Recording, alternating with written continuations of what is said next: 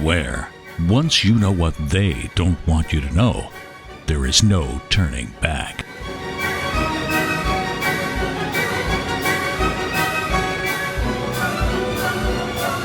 And now, the world's most life-changing radio talk show, The Truth Shall Set You Free.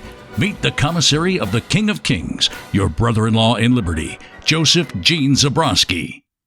Hello and welcome.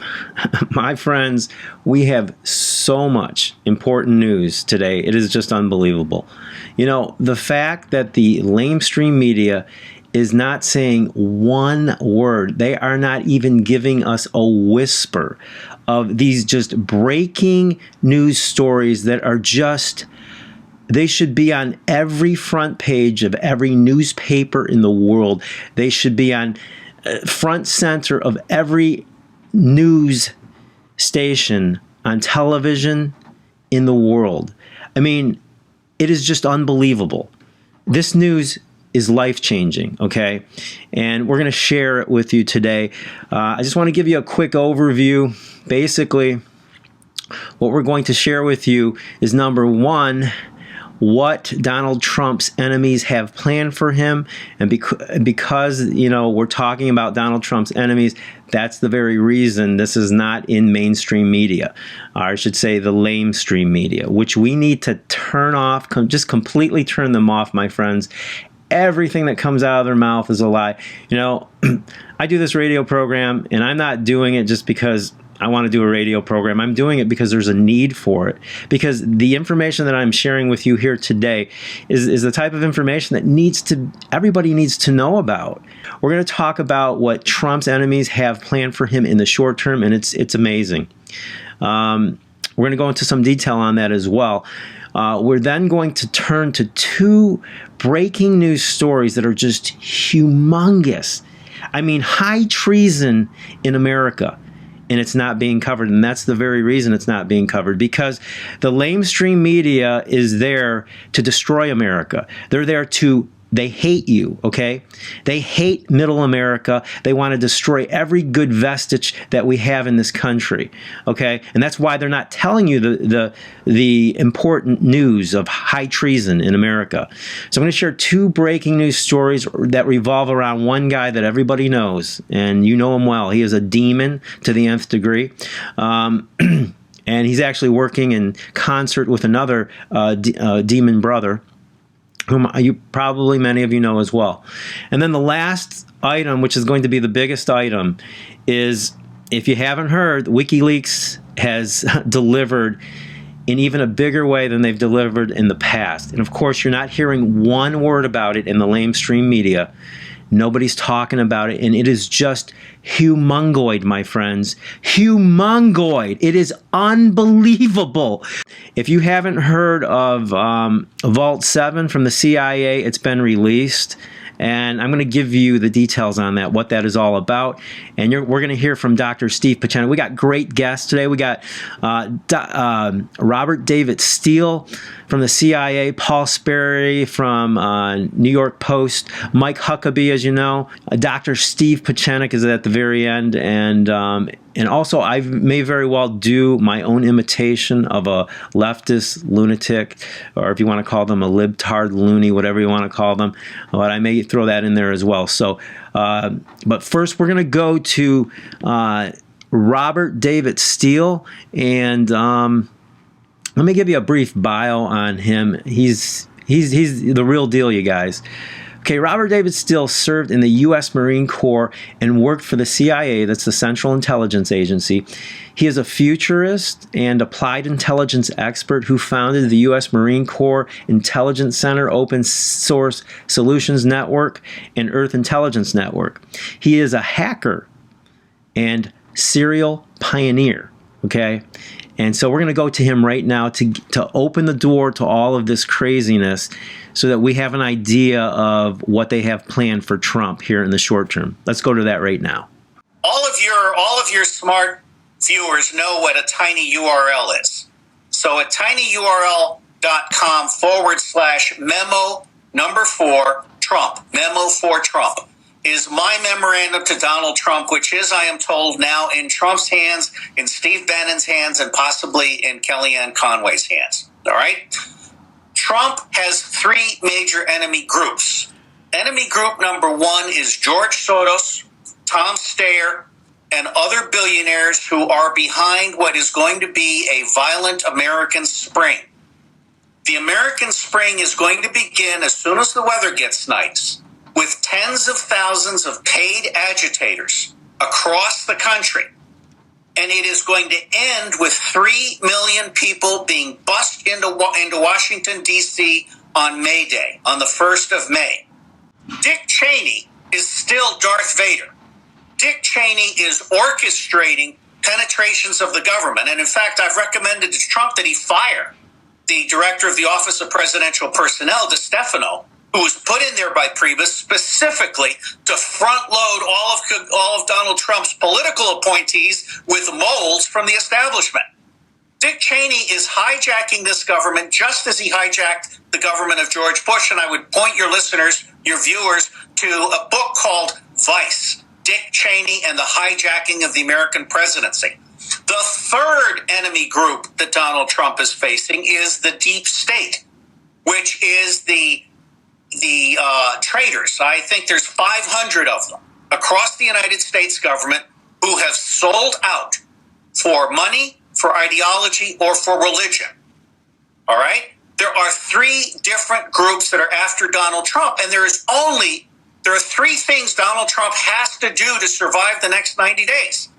The first is an Electoral Reform Act so that he recruits the 73% that did not vote for him. The second is a Trump channel so that he can bypass the media. Think about a 7-minute fireside chat from the president every day, and then think about all of his cabinet officials being brought in to do 7 to 15-minute YouTubes, and then think about Donald Trump asking America a question with a tweet. My bottom line is Donald Trump needs to sit down and listen. I have had for a number of years, I've been trying to get hold of him since July of 2015. Okay. I think that was a pretty solid overview. He's drawn it out for you, 3 items that they are planning to do here in the short run. Okay. Now, I want to say here up front that our next segment, in one of our next segments here, we're going to go to Paul Sperry from the New York Post, who was on the Lou Dobbs show, and he's going to break down one of the key elements within what Mr. Steele was just talking about. And one of those key elements is Barack Hussein Obama, who has set up camp 2 miles from the White House to sabotage all the good that President Trump has done and is doing and is planning on doing, okay? He wants to make sure that his communist demonic legacy that he has set up here in America succeeds. I think he's going to run into some problems because I believe that God is on our side, and we've talked about this in the past. God is the one who has put President Trump in office, and he's going to face some major problems. I'd like to make you guys remember, if you can, back in the Bible, when God's beloved Israel, God loved Israel, that's his beloved. Oftentimes he had to judge Israel because they were always doing what was wrong. And one of the times he judged them with King Nebuchadnezzar, okay? I forget the period of time. I think it was in the same area of which God just judged America. I believe that God judged America for the last 7 years, and the 8th year, which was the last year of the Barack Obama administration, things started turning. And then I believe that was our judgment, and now God is giving us another chance. And during the inauguration, President Trump invited God back into America, and we've seen his wife open meetings up with the Lord's Prayer, and we see God in he's talked about God in his recent speech that was just phenomenal to Congress. And so God is back in our country. I think we have gotten through that judgment period. But the point that I was trying to make is that God used this evil king Nebuchadnezzar from Babylon to judge Israel. And then when he was done using Nebuchadnezzar, he then judged Nebuchadnezzar for like 7 years. He totally judged him, and he was like an animal in the wilderness. He had to live on grass, if you remember the scriptures. He would eat grass just to survive. So it could very well be that this is what we're going to see. Although God used this evil creature, Barack Hussein Obama, and this evil creature has got all of his big plans, it could be that we are going to see God judge him. And, quite frankly, this man is responsible for so many lives. He has killed so many people and has destroyed so many lives. And, quite frankly, in my heart, I don't want to see other people die from him, because that's what he's going to do. As he creates social unrest, he's a professional agitator. And if he gets away with his social unrest, I guarantee you one thing, my friends, people are going to die. Okay? They're going to die. I think anyone with half a mind will know that, because we've seen it in the past, what he's done, all right? And he's working with his demon brother in crime, George Soros, multi-gazillionaire, one of the richest people in the world. And the two of them think that they got a duo of demonic treachery, and it's going to end up in the garbage can back. It's going to end up back in hell where it came from. And that is my prayer. And because it always leads to death, it always leads to destruction, and we don't want any more of it. We want to see prosperity. We want to see goodness come back to America. Frankly, I feel good. In the past years, I have not felt good by asking God to bless America. But right now, since I believe that we have gone through this judgment, I actually feel good about saying, God bless America. Because we've gone through it, and I see that God is on our side. I see him moving his hand, and so it's a beautiful thing. One of the things that I did want to mention relative to this last segment that I think is really interesting, okay, and that is that, human nature, it's the human condition, and it is what is called tribalism. Tribalism is just a truth in life. Tribalism is everywhere. Tribalism is in the very family unit. Tribalism occurs, in most families, there's tribalism. Like, there's a group in the family that they want you to adhere to what they're doing. They want you to be like them, okay? They want you to go along with their program. Have you ever experienced that? I have, okay? Not only but in the family unit, but social units, okay? In all kinds of social groups, there's always tribalism. In any type of workplace, there's tribalism. There's politics going on in the workplace. I know you've experienced it. I have, in the corporate world. I mean, there is such political games. It's just unbelievable. If you go into actual politics, I mean, there is such tribalism going on that we're seeing right in front of our face.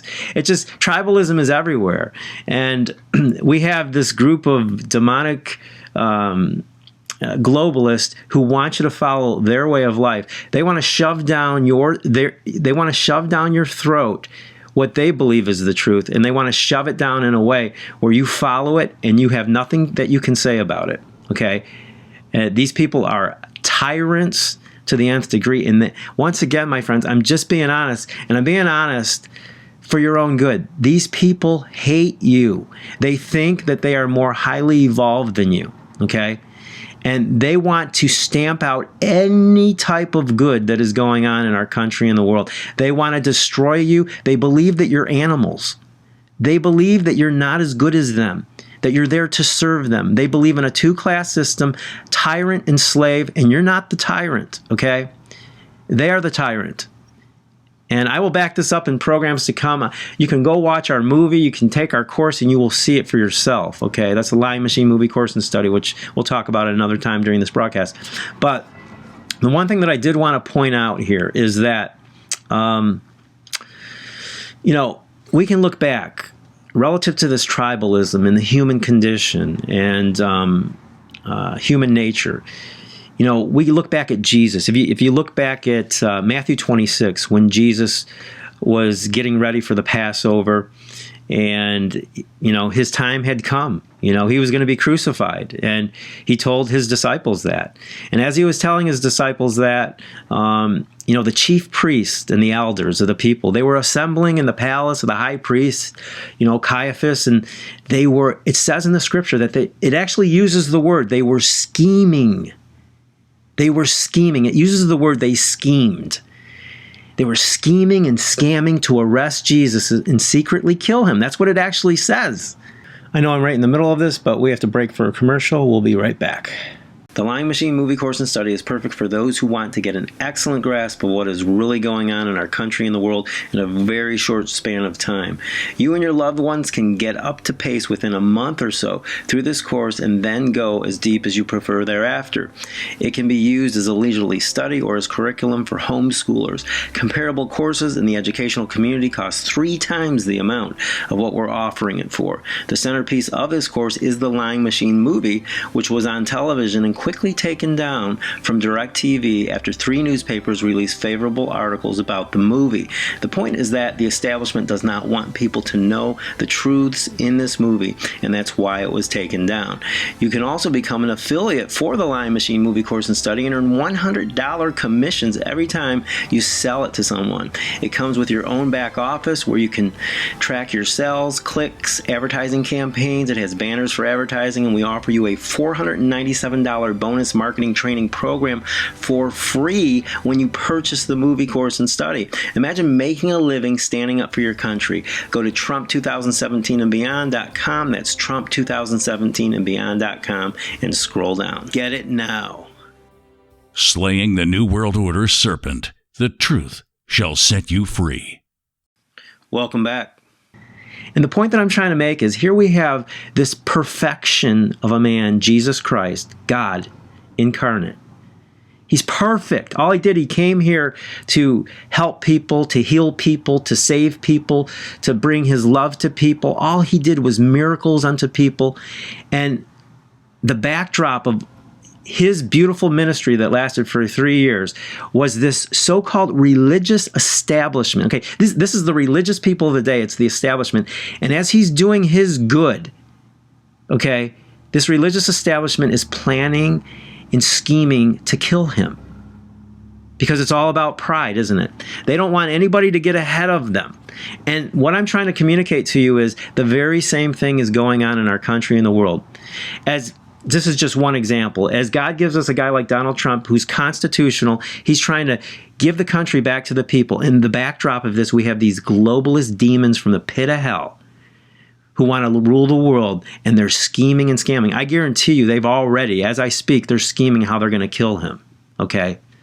They're going to try to destroy him financially, economically. Nothing's working, by the way. I mean, they're trying, but every time they try something, actually, God is on his side. And I'm going to, as we move forward in this program, you're going to see, when we talk about Vault 7 that I was telling you about earlier, in the CIA, the WikiLink that has come out. I mean, that was God, man. God was behind that, all right? God is working for him. I mean, Donald Trump works his butt off. I've been told he works like 16, 17-hour days. The guy is in his 70s. He must be taking some kind of supplements that are he's probably got the best stuff in the world, all right? I mean, the guy looks great, and he works so hard, and he's working for you and I. And as he's doing all of this, you have the demons behind him who are just scheming. They're scamming. They're trying to set him up. Every angle, they're looking to pour their venom into his administration. I mean, it's just like Satan, because they are Satan in the flesh. Okay? So I just want you to think about that, because we're going to come back to it. But right now, we're going to go to Paul Sperry, who was interviewed on the Lou Dobbs show. Okay? And I want to share this with you. And he's going to give you the details of some of the details of what Barack Hussein Obama has planned as he's setting up camp 2 miles from the White House. Let's go to that right now. Well, joining me now, Paul Sperry, New York Post columnist, author of The Great American Bank Robbery, and he is writing on what is the resistance, the shadow government being formed by Barack Obama. And first, Paul, thank you very much, and my congratulations on outstanding reporting. I wonder to what degree the national liberal media will even pay an ounce of attention. Will they have the courage, the principle, to report on the things that you and I are talking about here tonight?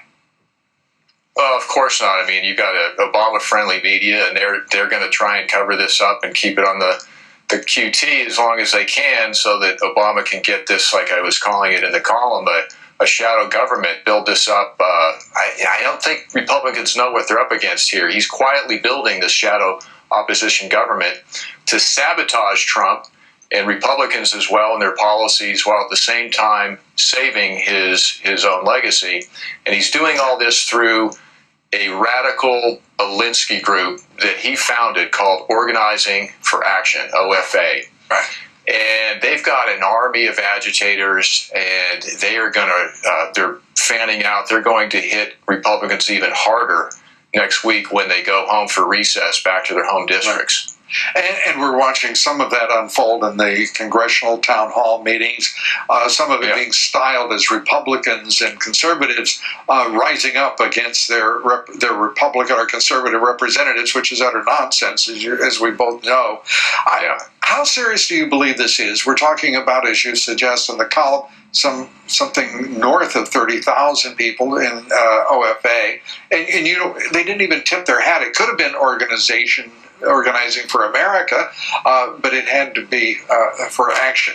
Where is this headed? Right. Well, they took it out of the Obama campaign in 2012. It was part of that campaign, and they turned it into a 501c4 so they don't have to show their donors.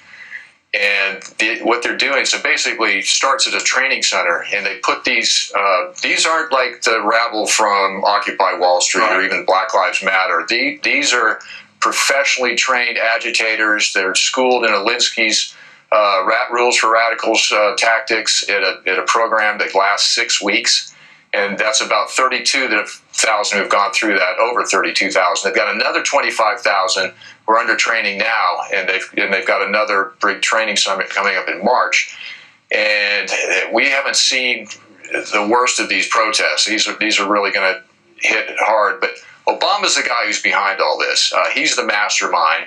If you look at his website, down in the little print, his new website, post-presidency, little agate type down there, 2 organizations listed. One is, I don't know if you can see this, OFA, Organizing for Action. The other is the Obama Foundation. And eventually, he wants to merge them.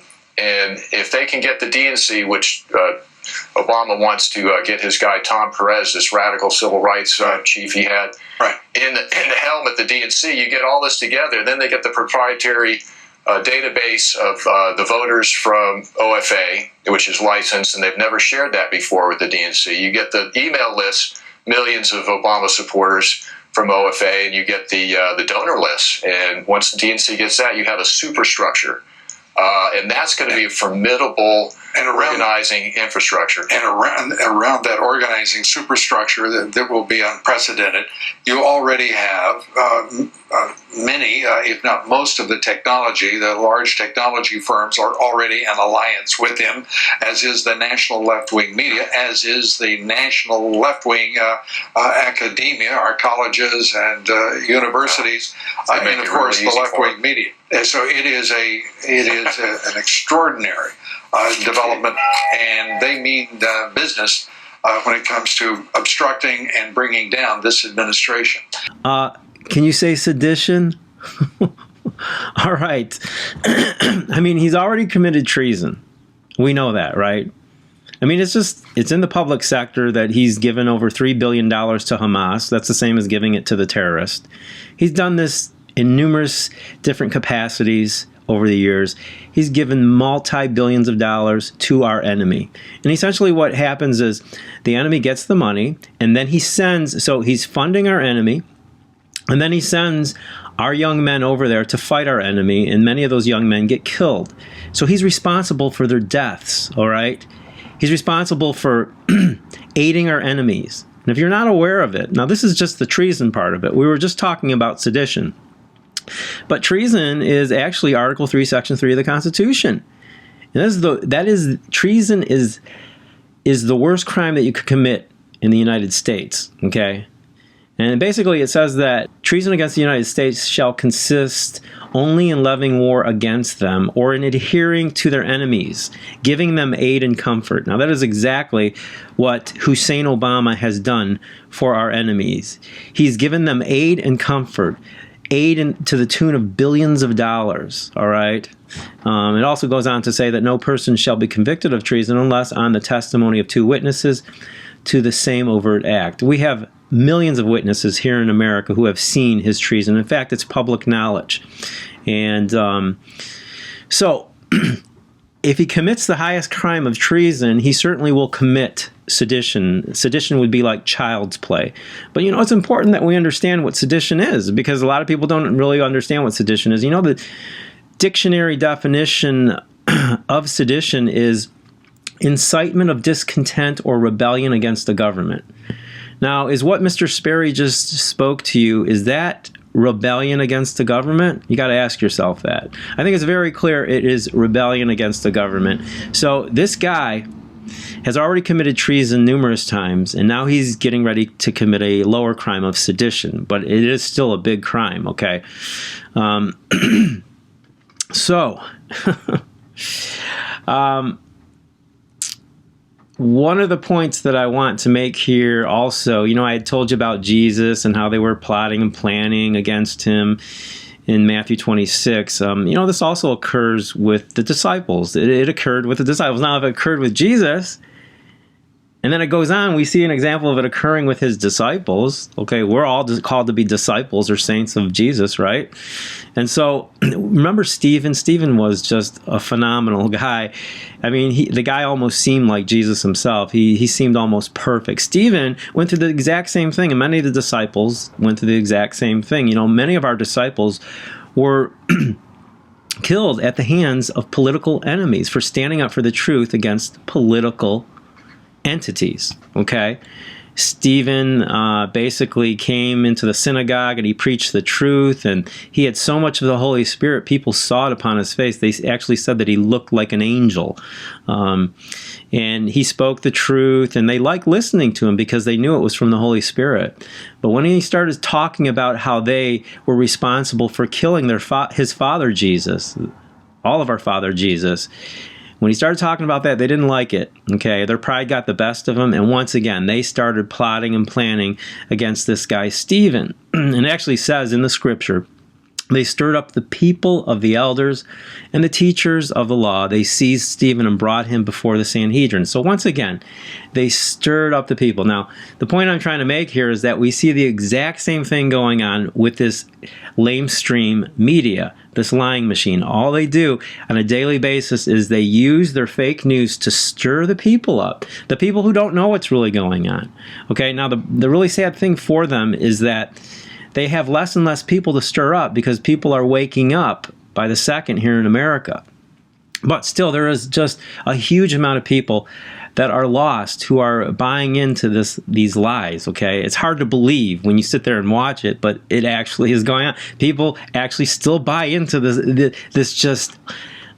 these just unending lies from the mouth of literally Satan himself, okay?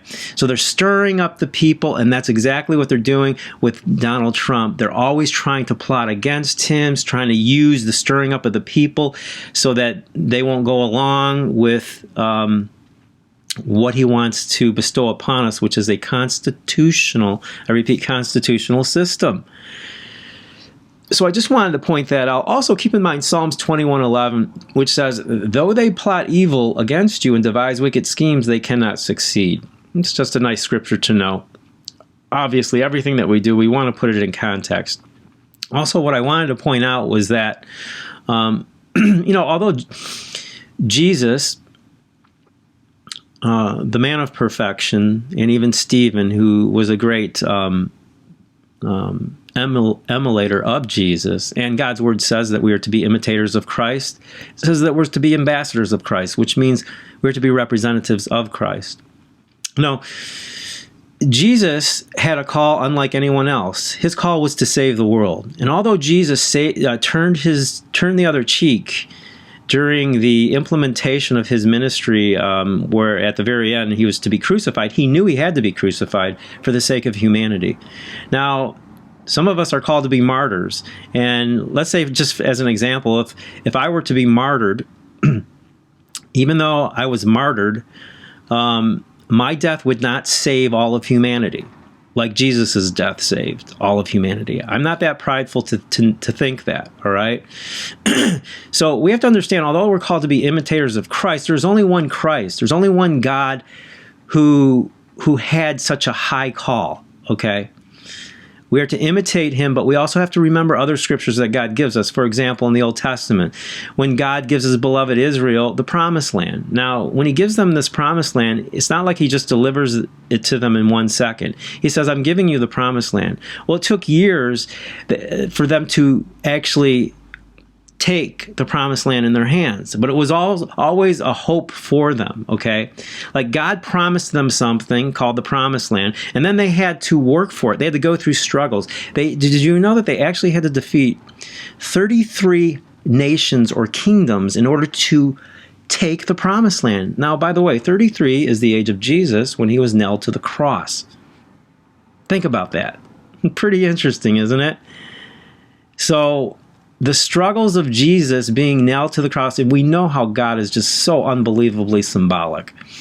Okay, 33 kingdoms being the age of Jesus when he died on the cross, which is symbolic of them having to defeat 33 nations. In other words, that's their dying on the cross. How unbelievable is that? But they had to struggle. They had to stand up for this truth, for this promise from God. They had to fight for it. The point is that God has given us so many good things. One nation under God is the most unique country in the world. Okay, we have faced judgment for 7 years. In the 8th year of the Obama administration, things began to turn, as you could see with your own eyes. 8 in Hebrew means new beginning. 7 is the perfect number. I believe, and you don't have to believe it if you don't want, but it's my own personal belief through my own personal prayer and just looking at things. I believe that, many Americans have said America has to face judgment. I believe we have faced that judgment, and God is now giving us a new chance with this new president. And we see God on his side, and we see this new president inviting God back into America. We see him talking about God. We see his wife opening, meetings with the Lord's Prayer. Okay, this is this is from the Lord, and it's a very beautiful thing. Sorry to be so abrupt, but we do have to go to a commercial, so we'll be right back. The Yeshua's Lessons in Life series is a 4-book series for children ages 5 to 11. For 5 to 7-year-olds, it's recommended that parents and teachers read the picture storybooks to their children. 7 or 8 to 11 years old, the kids can read them on their own. It's a series of holiday stories with Rudy Kazuti, a Valentine's story, Sunny and Honey, an Easter story, Herbie Hansen, a summer story, and The Christmas Tree, a Christmas story. Award-winning artist Michael Glenn Monroe is one of our illustrators. The series is designed to foster spiritual growth and character development in children, affordably priced at $19.97 for the 4-book series, plus shipping and handling. You cannot go wrong. They are life changers. Get the Yeshua's Lessons in Life series today by going to Trump2017andbeyond.com and scrolling down. That's Trump2017andbeyond.com and scrolling down. Get it now. Slaying the New World Order serpent, the truth shall set you free. Welcome back. So the point is, we have to stand up, you guys. God has given us something. He's given us another chance. And we need to stand up and fight for it, just like the Israelites fought for the promised land that God promised. God is promising us something right now. He's promising us a new beginning in one nation under God. No other country calls himself one nation under God. We have a chance, but we're going to have to fight just like the Israelites fought to take their promised land. We have to fight and stand up for the truth, my friends. It's critical. We, the Christians, need to be fighting the spiritual battle that is